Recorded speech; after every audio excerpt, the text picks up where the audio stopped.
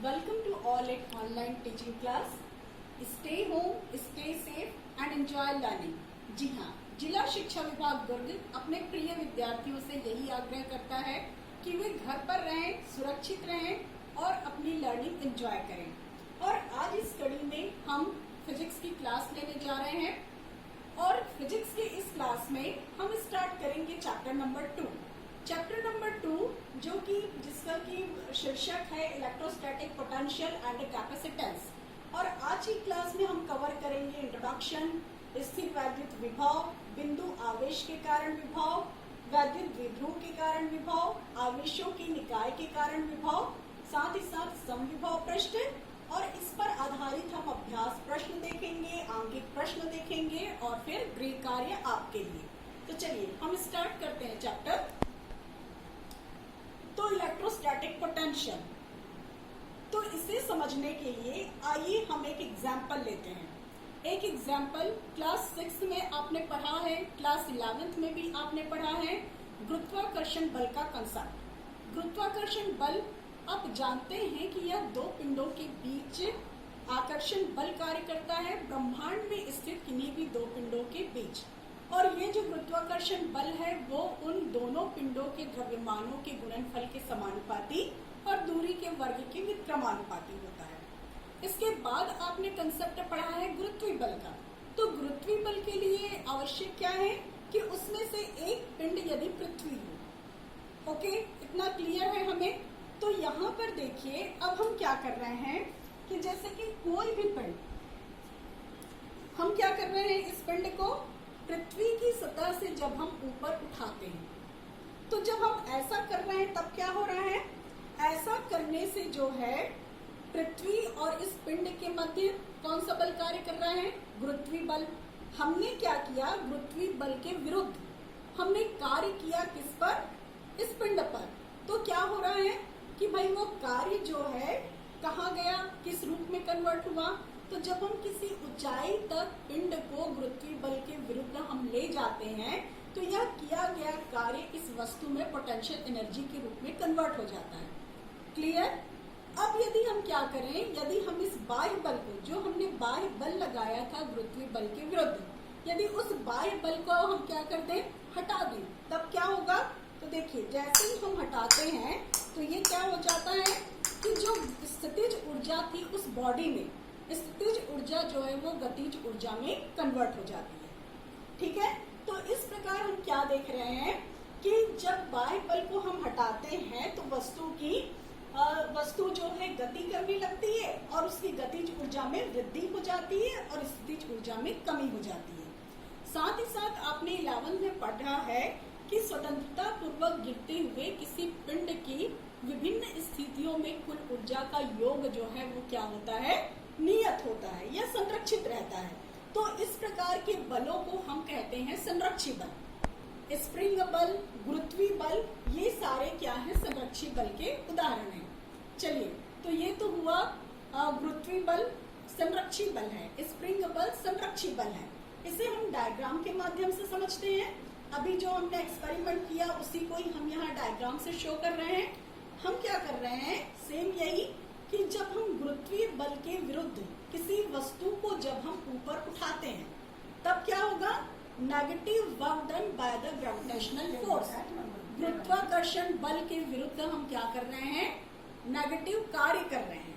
अब यदि हमने क्या किया, यदि उस ऑब्जेक्ट को हमने क्या किया, छोड़ दिया, ठीक है, तो गुरुत्वीय बल के कारण वह वस्तु क्या हो जाएगा, नीचे पृथ्वी की ओर गिरेगा। मीन्स क्या हो रहा है, positive work done by the gravitational force. तो इस प्रकार हम देखें कि जो टोटल फोर्स की वैल्यू है वो कैसी होती है, कंजर्व। चलिए आगे बढ़ते हैं। अब तो इस प्रकार हमने सिमिलरिटी देखी कि गुरुत्वाकर्षण बल जिस प्रकार संरक्षी बल है उसी प्रकार जो है स्थिर वैद्युत बल भी संरक्षी बल होता है। क्यों, तो ऑब्वियसली हम यहाँ पर देख रहे हैं कि इन दोनों बलों में समानता होती है। कैसे, तो गुरुत्वाकर्षण बल जिस प्रकार किस पर निर्भर करता है, दूरी के विक्रम वर्ग निर्भरता होती है, उसी प्रकार जो स्थिर वैद्युत बल है जिसे कि कूलॉम के नियम से हम जानते हैं तो वहां पर भी हम देख रहे हैं कि ये भी दूरी के व्युत्क्रम वर्ग निर्भरता पर आधारित है। यहाँ पर देखें कि हम कौन सा बल, गुरुत्वाकर्षण बल, तो यहाँ पर किसके समानुपाती होता है, दोनों पिंडों के द्रव्यमानों के गुणनफल के, और इसे हम प्रतिस्थापित करते हैं स्थिर वैद्युत बल में दोनों आवेशों के परिमाणों के गुणनफल से। अब जो असमानता है वो किसकी है, तो असमानता हम देखें कि गुरुत्वीय बल में हम गुरुत्वाकर्षण नियतांक कैपिटल G, ओके, और यहाँ पर हम क्या लगाते हैं, एक आनुपातिक नियतांक कैपिटल K। तो इस प्रकार हम कह रहे हैं कि जो गुरुत्वाकर्षण बल जिस प्रकार संरक्षी बल है, उसी प्रकार जो है स्थिर वैद्युत बल भी संरक्षी बल है। यहाँ से और ये क्लियर हो जाएगा। देखिए, पृथ्वी है, गुरुत्वीय बल कार्य करता है किसी भी ऑब्जेक्ट पर पृथ्वी के कारण, और इस बॉडी को, इस पिंड के को हम पृथ्वी से जितनी अधिक ऊंचाई पर ले जाते हैं, जैसे कि अभी हमने देखा इस वस्तु को यदि मैं यहाँ रखी, गुरुत्वीय बल के अगेंस्ट हमने कार्य किया, दूरी हम और बढ़ाते हैं, तो जैसे जैसे हम दूरी बढ़ाएंगे तो क्या हो जाएगा कि यहाँ पर जो गुरुत्वीय बल के विरुद्ध जो हम कार्य कर रहे हैं, इस बॉडी में स्थितिज ऊर्जा के रूप में संचित होगी और इसकी वैल्यू उतनी ही ज्यादा होती जाएगी। दूरी जितनी ज्यादा हम बढ़ा रहे हैं तो increase in gravitational potential energy की वैल्यू इंक्रीज होगी। ओके, सिमिलरली यहाँ पर देखिए, यदि कोई ऑब्जेक्ट है जो कि नेगेटिव चार्ज है और हमने यहाँ पर क्या लाया, एक पॉजिटिव चार्ज ऑब्जेक्ट लाया, तो ऑब्वियसली दोनों के मध्य स्थिर वैद्युत बल जो कार्य करेगा तो उसकी प्रकृति होगी आकर्षण की। इस आकर्षण बल के विरुद्ध हम इस चार्ज बॉडी को हम क्या ले जा रहे हैं, यहाँ से दूर। तो जैसे जैसे हम दूर ले जाते जाएंगे, मीन्स जो इलेक्ट्रिक फील्ड का डायरेक्शन था उससे हम अपोजिट कार्य कर रहे हैं, तो इस स्थिति में भी क्या हो जाएगा कि इस चार्ज बॉडी की जो पोटेंशियल एनर्जी है वो क्या होते जाएगी, बढ़ते जाएगी। क्लियर? तो इस डायग्राम से हमें यह पता चल रहा है। चलिए आगे हम देखते हैं। तो इस प्रकार कि गुरुत्वाकर्षण क्षेत्र में द्रव्यमान की गुरुत्वीय स्थितिज ऊर्जा होती है, और ठीक इसी प्रकार हम कह सकते हैं स्थिर वैद्युत में आवेशों की स्थिर वैद्युत स्थितिज ऊर्जा होती है। क्लियर? अब आइए हम स्थितिज ऊर्जा के लिए, स्थिर वैद्युत स्थितिज ऊर्जा के लिए हम व्यंजक ज्ञात करें। तो इसे ज्ञात करने के लिए देखिए डायग्राम में हम देखते हैं, तो जैसा कि हमने लिया हुआ है कि मूल बिंदु O पर, यहाँ पर भी हम देख लें कि मूल बिंदु है ये O, ठीक है। इस मूल बिंदु O पर हमने क्या लिया हुआ है, स्रोत आवेश Q, ठीक है।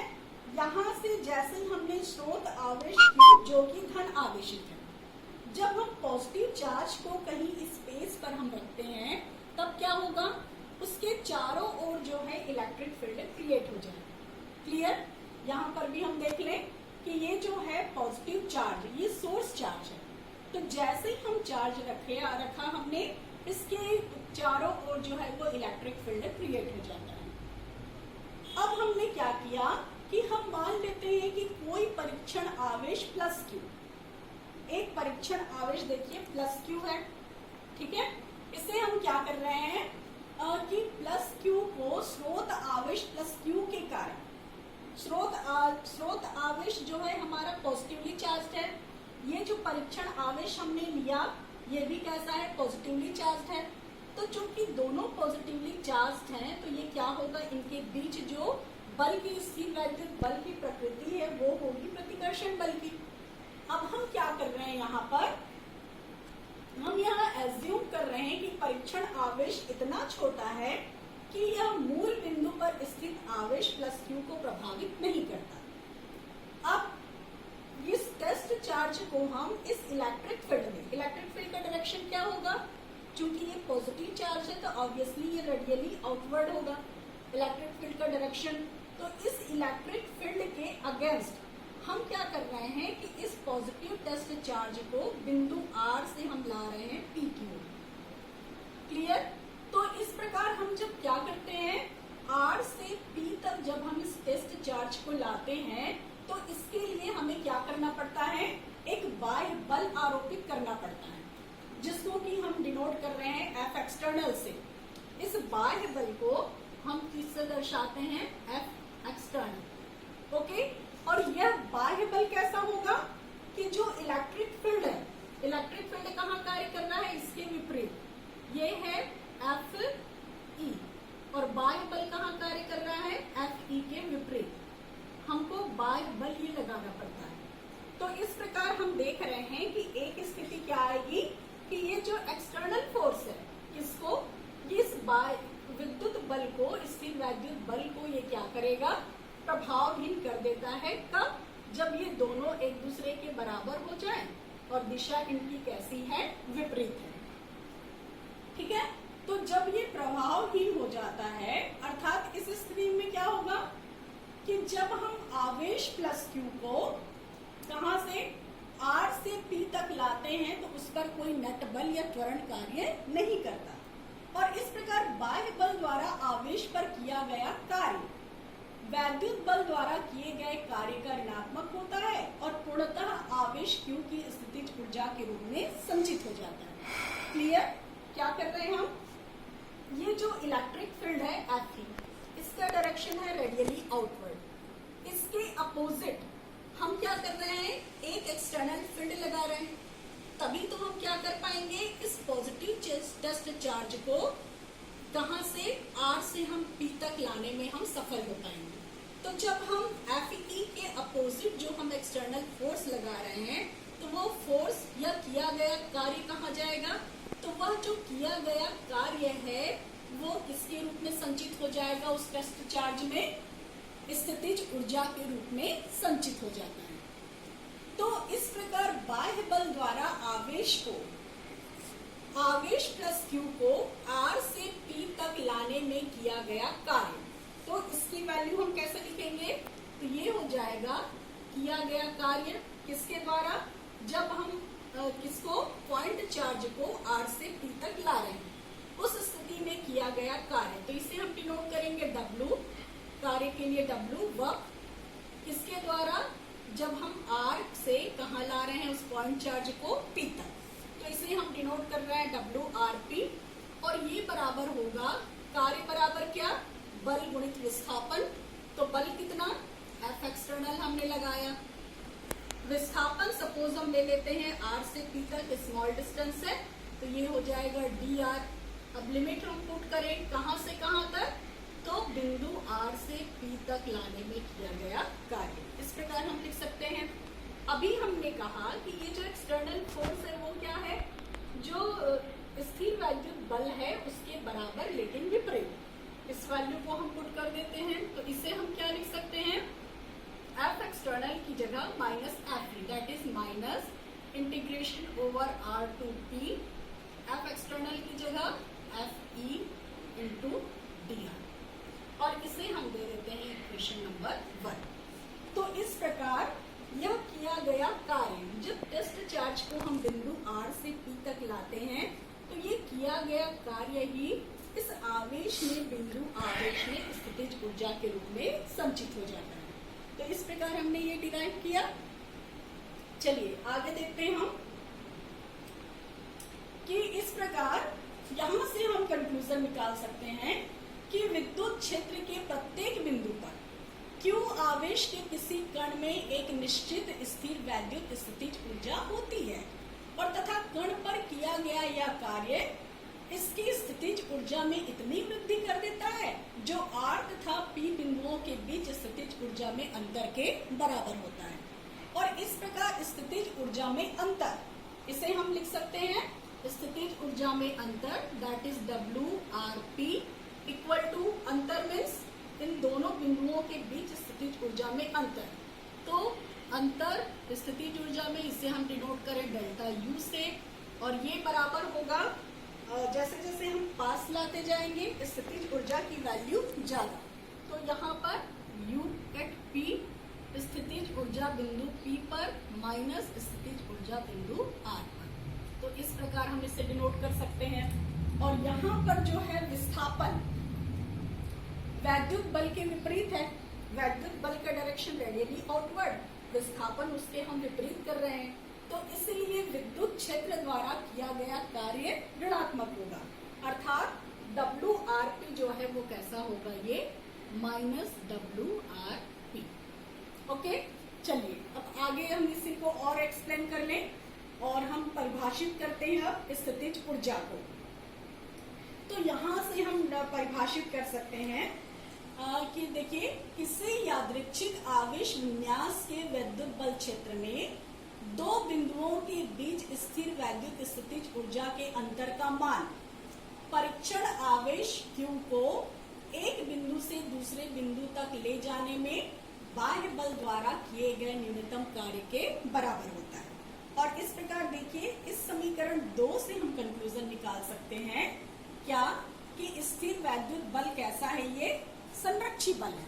ठीक है, संरक्षी बल दैट इज क्या, किया गया ये जो कार्य है स्थितिज ऊर्जा के रूप में टेस्ट चार्ज Q में जो संचित हो जा रहा है, किसके बराबर है, स्थितिज ऊर्जा के जो कहां पर इनिशियल पॉइंट और ये जो फाइनल पॉइंट है उसके अंतर के बराबर। यानी केवल किस पर ये डिपेंड कर रहा है, केवल स्थिति पर डिपेंड करता है।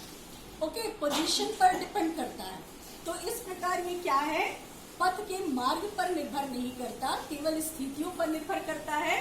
तो इसीलिए स्थिर वैद्युत बल कैसा बल है, ये संरक्षी बल। और सेकंड पॉइंट हम देखें, इन्हीं दो बिंदुओं पर स्थितिज ऊर्जा के अंतर का मान। ओके, ये जो स्थितिज ऊर्जा में अंतर का मान है ये किसके बराबर है, कि यह कार्य के बराबर होता है। तो इस प्रकार स्थितिज ऊर्जा, स्थिर वैद्युत में स्थितिज ऊर्जा का जो कंसेप्ट, और यहाँ से हमें ये कंक्लूजन प्राप्त होता है। Thank you.